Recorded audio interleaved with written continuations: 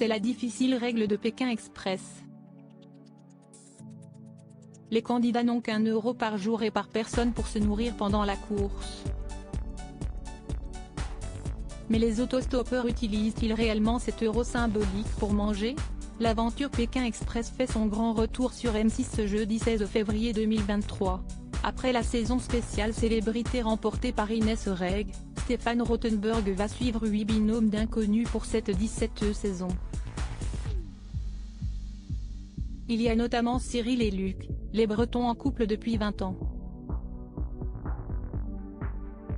Ainsi que Paloma et Jason, les amoureux belges décomplexés et déjantés. Sans oublier Xavier et son employée Céline, qui vont offrir des séquences gênantes aux téléspectateurs. Grosse nouveauté de cette saison, le binôme arrivé en dernière position lors de la course ne sera plus le seul à désigner son équipe adverse pour l'étape de la dernière chance. Autant dire que les cartes risquent rapidement d'être redistribuées dans le jeu présenté par Stéphane Rothenberg. Et la nouveauté ne s'arrête pas là.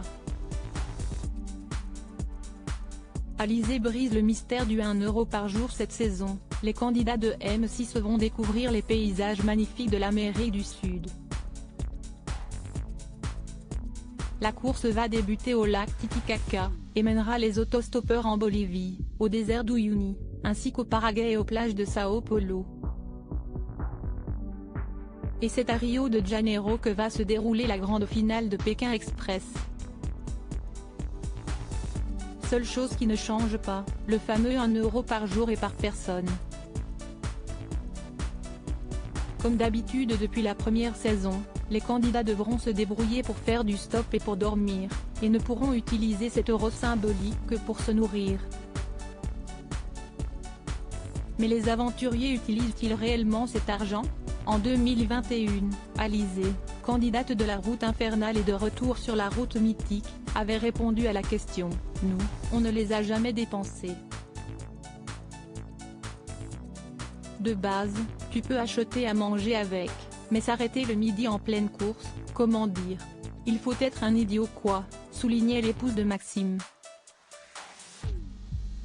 La maman de 2 petites filles avait également précisé que oui, lorsqu'ils ne trouvent pas de logement pour la nuit, ils sont obligés de dormir dans la rue.